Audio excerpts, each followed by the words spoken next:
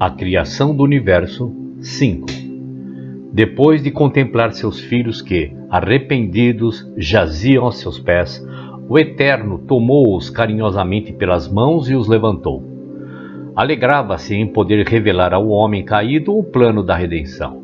Deus passou a descerrar-lhes primeiramente os amargos resultados de sua queda, dizendo: Filhos, vocês selaram o destino de toda a criação nas garras da morte. A desarmonia já permeia a natureza, procurando destruir nela todas as virtudes.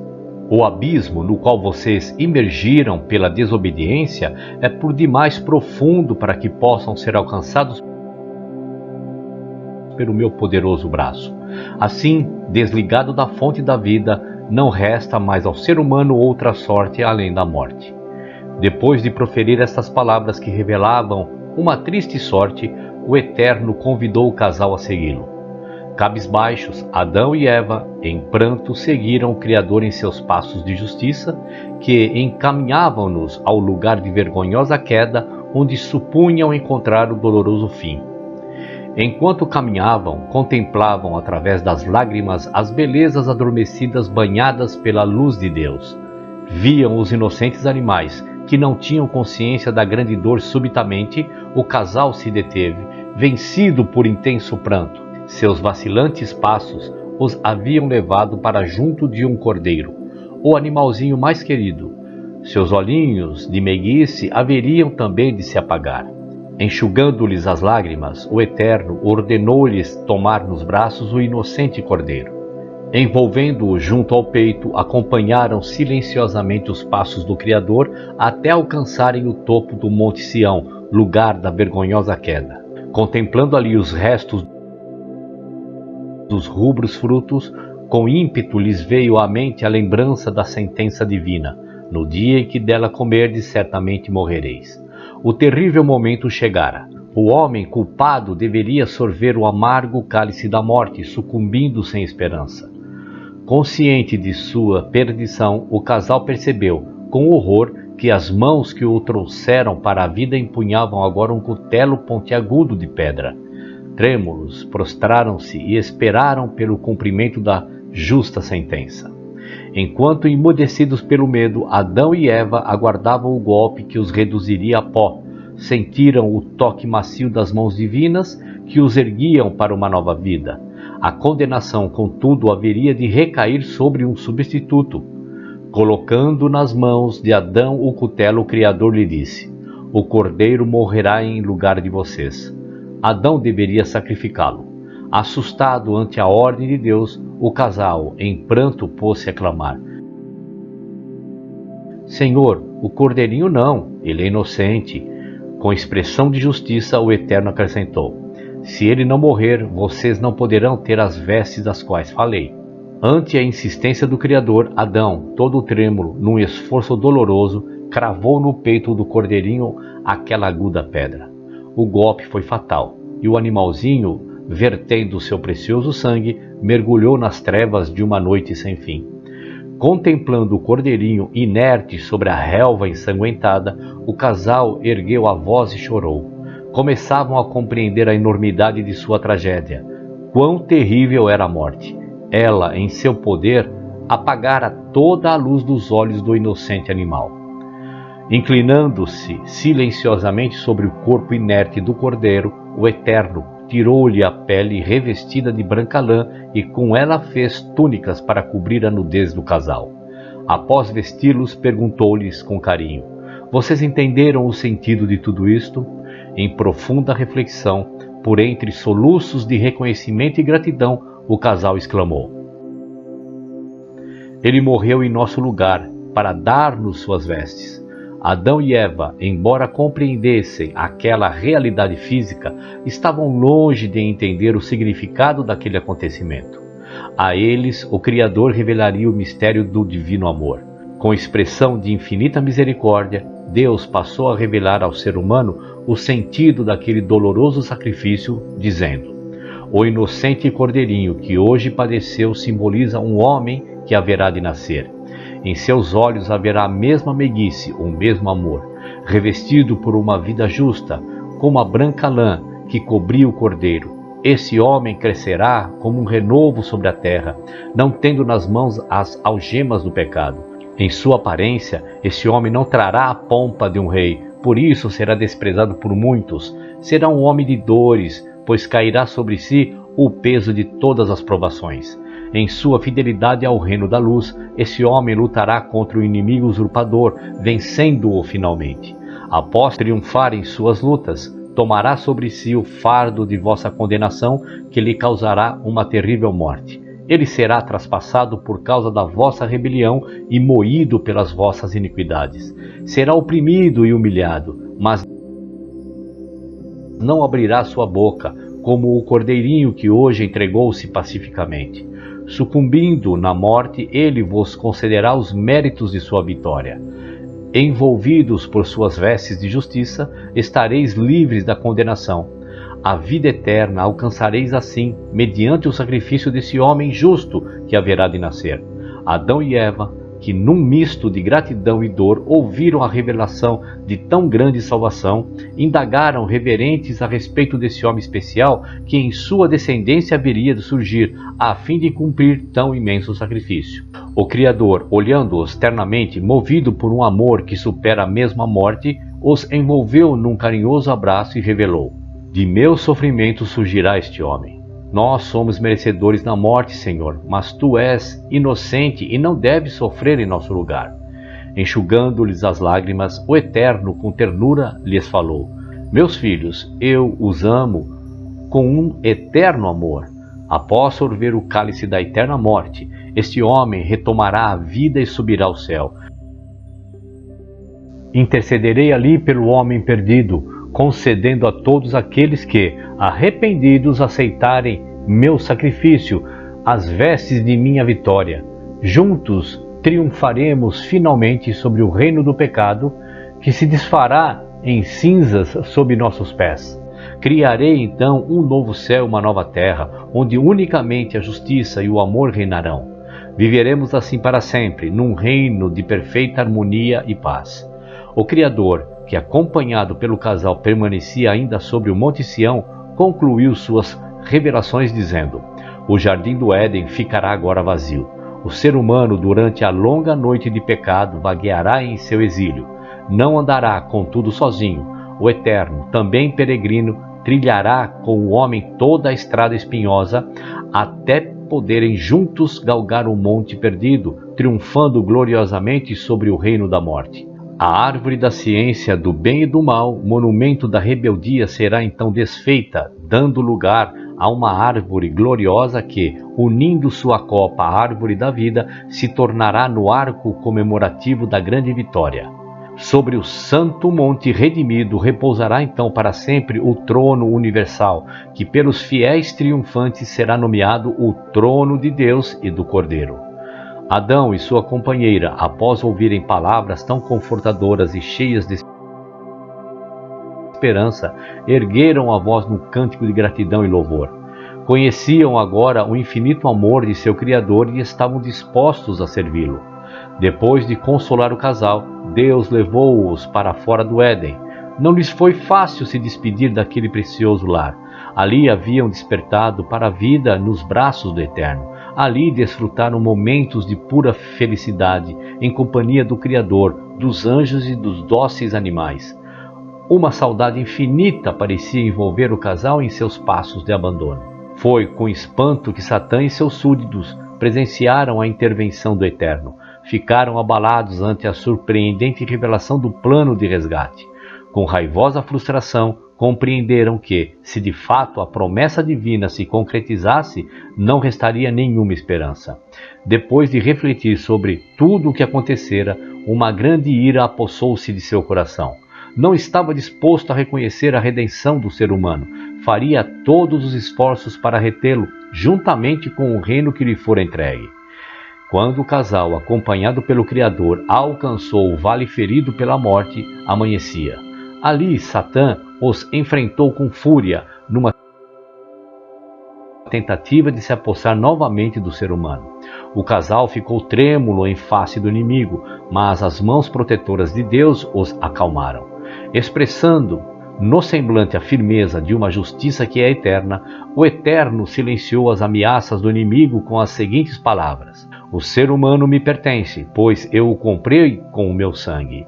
Ao caminharem junto ao Criador, Adão e Eva observavam com tristeza os sinais da morte estampados naquela natureza antes tão cheia de vida. As belas flores que haviam desabrochado para exalar aromas eternos pendiam agora murchas. Os passarinhos que com alegria os saudavam, em cada alvorecer com os seus trinos, voavam agora distantes, fazendo soar tão tristes cantos. Tudo estava mudado na natureza. A ciência do bem e do mal não trouxera nenhum bem ao universo, mas o intenso conflito espiritual e físico. Ante as consequências devastadoras de sua queda, o casal, vencido por uma indizível tristeza, prostrou-se arrependido e chorou amargamente. Deus, que também, compungido pela dor, contemplava o cenário desolador, procurou com palavras de esperança confortá-los. Falou-lhes sobre o novo céu e a nova terra que um dia criaria, onde a paz e o amor voltariam a reinar em cada coração. Ali viveriam sempre juntos, não trazendo na fronte as marcas da tristeza, mas coroas de eterna vitória.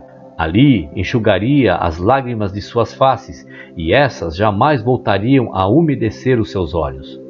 Amparando Adão e Eva em seus passos, o Criador conduziu-os através de um vale ferido, até alcançarem o sopé de uma colina. Galgaram-na em lentos passos, enquanto trocavam palavras de ânimo e esperança. Seus pés alcançaram finalmente a relva macia que cobria o topo espaçoso daquela colina. Era sobre aquele lugar que o casal via a cada dia o sol declinar, banhando o céu e os vales de um vermelho vivo, como o sangue que jorrara do peito do cordeiro. O sol declinava em sua jornada, anunciando a chegada de mais uma triste noite, a primeira fora do paraíso. Num calmo gesto, o Eterno, mostrando-lhes o vale sobranceiro, a colina, falou-lhes com carinho: aqui será a vossa provisória morada. Daqui podereis contemplar o paraíso que por algum tempo permanecerá na terra, até ser recolhido ao seu lugar de origem, no seio da Jerusalém celeste. Ali, protegido pela justiça, aguardará o alvorecer da vitória. Quando esse grande dia chegar, retornaremos juntos a Sião, onde seremos coroados em glória, num reino de eterna felicidade e paz. Depois de dizer essas palavras, Deus ordenou ao casal que construísse naquele lugar um altar de pedras, sobre o qual a cada semana, na noite que antecede o sábado, deveriam imolar um cordeiro pela memória de seu sacrifício. Como sinal de sua presença e para a certeza de que seus pecados seriam perdoados, ele acenderia um fogo sobre o altar, o qual duraria toda a noite, até consumir por completo a oferta do sacrifício. Para que o ser humano pudesse firmar sua fé sobre as verdades reveladas e não na manifestação visível da pessoa do Criador, ele haveria de permanecer invisível daquele momento em diante.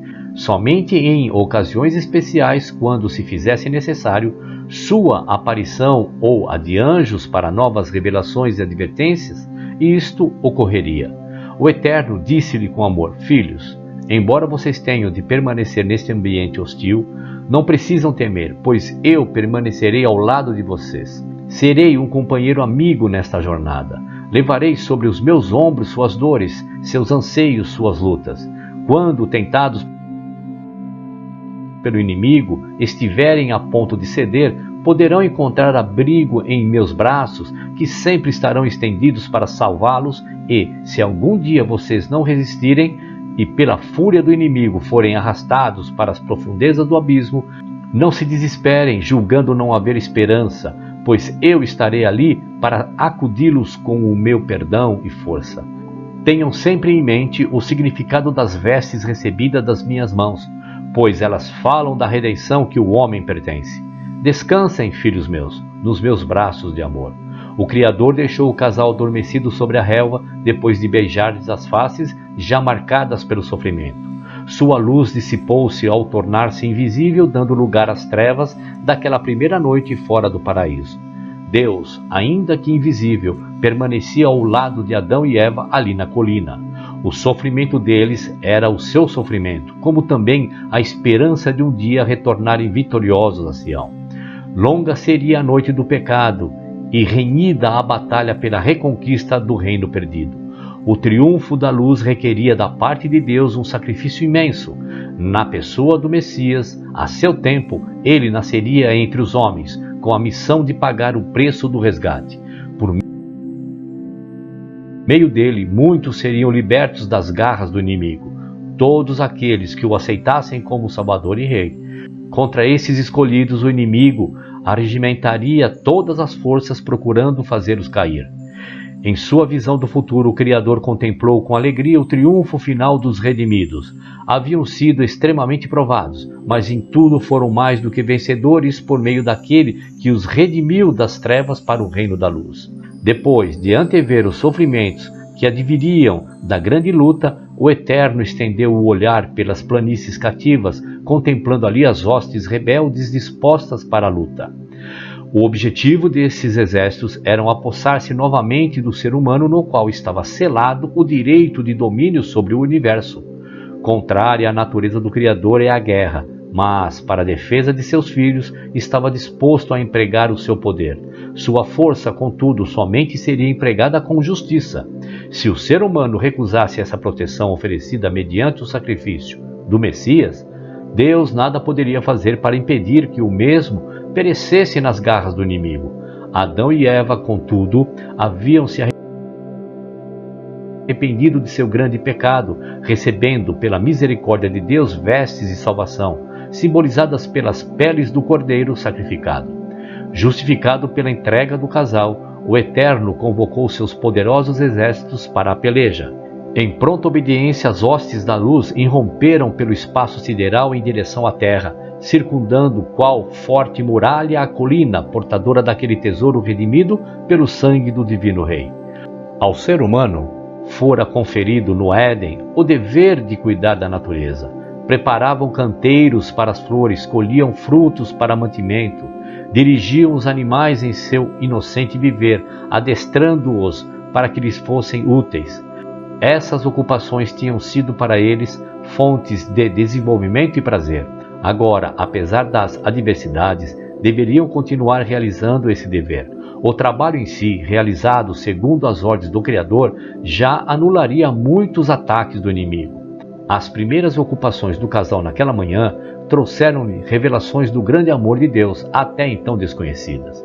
Ao reunirem as pedras para a construção do altar, experimentaram a dor de feridas que jorram sangue, como também a fadiga que faz minar suor. Sentindo e contemplando tudo na própria carne, amaram mais o Salvador, para quem o altar construído prefigurava feridas maiores, que vertiam todo o seu sangue, como também fadigas que minariam toda a seiva de sua vida. O olhar de saudade e de esperança do casal, de agora em diante, jamais pousaria no Éden distante, sem discernir primeiro o altar dos sacrifícios. Esse altar, com suas manchas de suor e sangue, permaneceria como uma lembrança da dor e do sofrimento que, depois de emudecer os lábios dos seres humanos, transbordaria na taça do Criador. Após contemplar por longo tempo o paraíso da eterna vida, que estendia-se muito além daquele altar escuro de morte, o casal experimentou o doce alívio do descanso. Desejosos de conhecer as paisagens de seu novo lar, Adão e Eva, animados pela esperança, saíram a passear. Seus passos conduziram-nos por caminhos de sorriso e de lágrimas, de encantos e desilusões, de flores que desabrochavam delicadas, banhadas em perfume, e de flores despetaladas, tombadas, murchas e sem cheiro. De animais ainda dóceis e submissos, e de animais inimigos, ferozes e ameaçadores. O casal discernia em seu passeio as divisas de dois mundos, o da luz e o das trevas, do amor e do egoísmo, da esperança e do desespero, da harmonia e da desarmonia, da vida e da morte. Essa visão encheu-lhes de tristeza e choraram longamente. Essa tristeza aumentaria ainda mais no futuro, quando descobrissem o aprofundamento dessas divisas no seio de sua descendência. 6 arrebóis já haviam colorido os céus, anunciando ao casal as noites escuras e frias, que com seu manto de trevas desfazia todas as imagens vivas, menos a esperança de revê-las coloridas no alvorecer de luz. Aproximava-se agora a hora do sacrifício, quando o rude altar, abrasado em sua justiça, clamaria por sangue. Se não lhe oferecessem a oferta, explodiria com certeza, envolvendo todo o mundo com suas chamas. Já não haveria então alvorecer nem esperança de Éden a florir. Quão precioso é o sangue! Sangue é vida, vida é luz. Para um ser, aquela noite tornar-se-ia eterna, sem alvorecer. Esse ser deveria assumir a culpa de todo o mundo, dando o seu sangue ao rude altar. Adão e Eva, depois de refletirem por longo tempo, contemplando o berço da morte construído por suas mãos, entreolharam-se inquietos com essa questão decisiva: quem se oferecerá? Essa indagação nascida de sua culpa fez vibrar, no profundo de suas lembranças, a voz do bendito Criador em sua revelação de infinita bondade. Eu os amo com um eterno amor, eu morrerei em vosso lugar. Agradecido, o casal prostrou-se reverentemente ante o sedento altar, vendo-o pela fé, saciado pelo dom do eterno amor. Naquela tarde de sexta-feira, Deus submetia o ser humano a uma tremenda prova de fé. Eles tinham diante de si o altar de pedras, construído conforme a ordem divina, mas não havia nenhuma ovelha para o sacrifício. Em seu anseio, lembravam-se do Éden, onde havia muitos rebanhos. Ao verem o sol tombar no horizonte, Adão e Eva passaram a clamar a Deus por socorro, pois sabiam que somente um milagre poderia providenciar-lhes naquele derradeiro momento um cordeiro para o sacrifício. Quando as sombras do anoitecer começaram a envolver a colina, o casal, que vivia tão dura prova de fé, discerniu um pontinho branco que saltitava no gramado vindo em direção deles. À medida em que se aproximava, aquele vulto parecia falar de esperança, de vida e calor. Ao verem que o grande milagre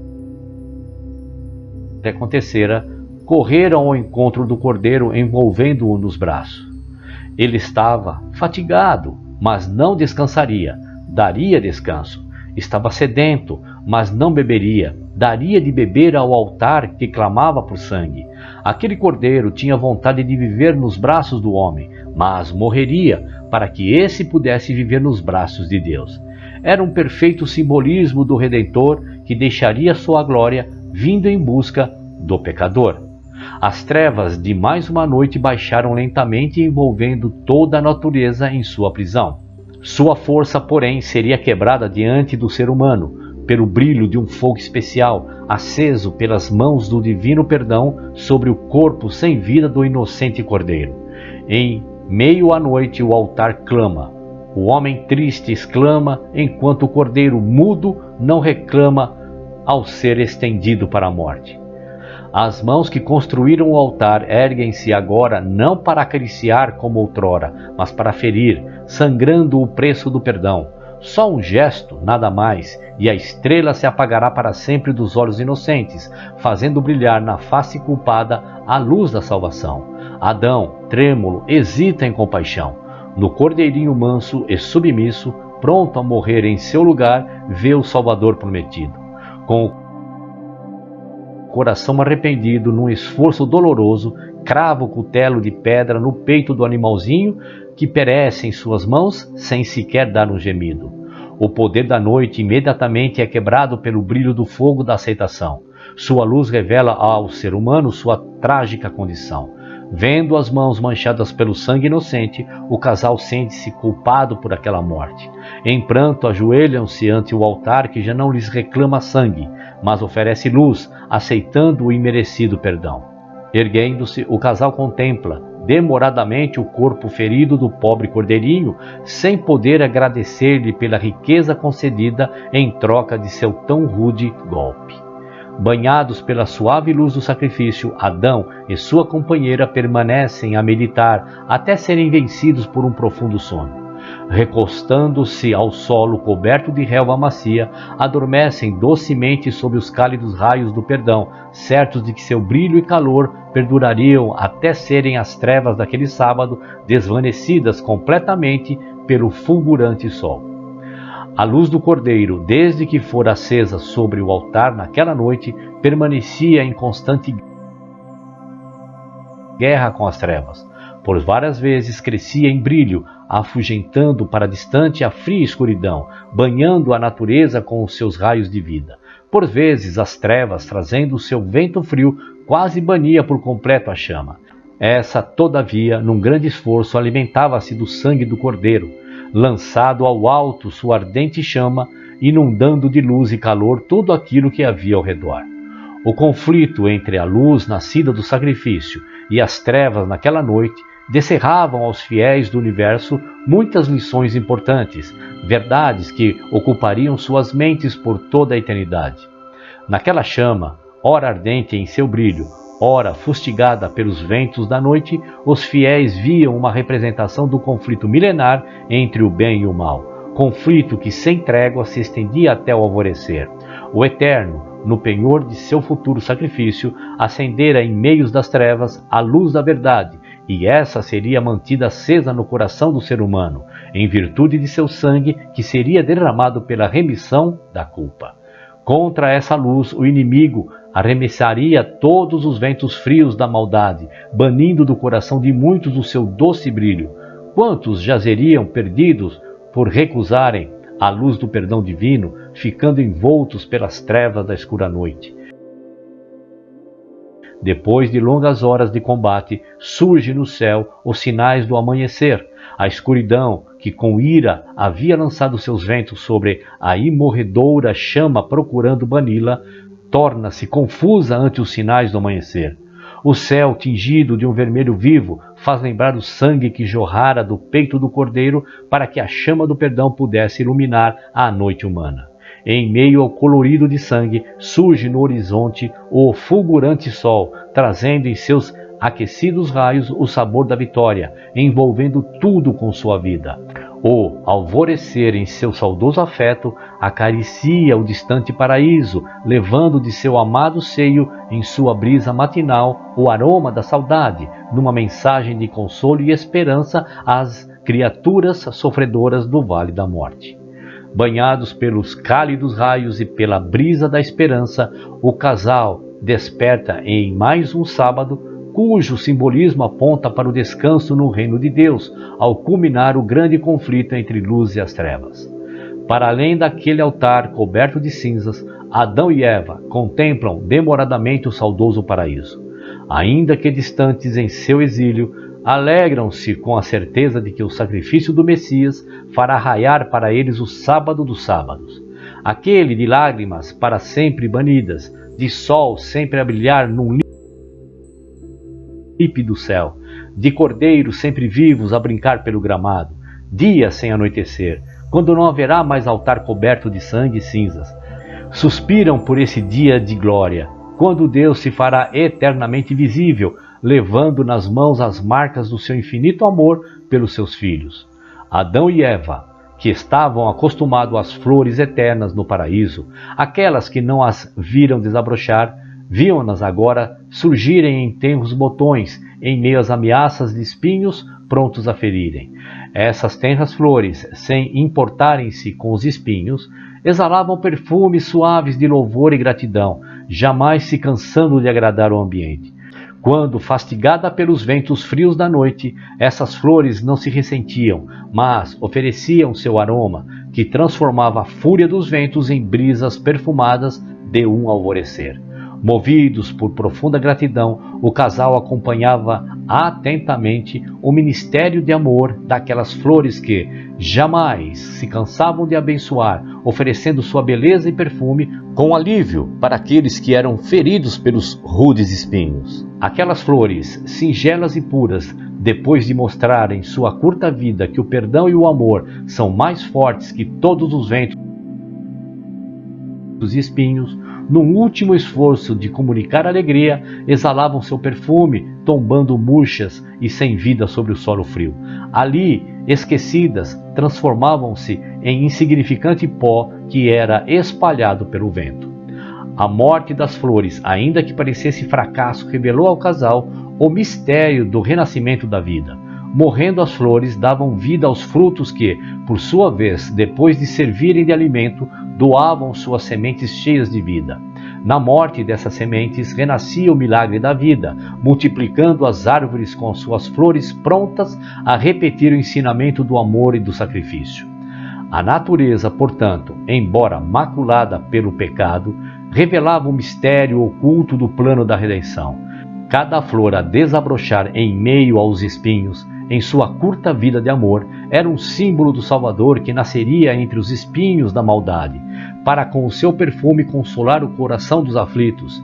Semelhante à flor, o Messias, depois de provar que o amor e o perdão são mais fortes que todos os ventos do ódio, que a verdade e a justiça do reino de Deus são maiores que a todos os enganos e injustiças do reino do inimigo, verteria a seiva de sua vida, morrendo para redimir os culpados.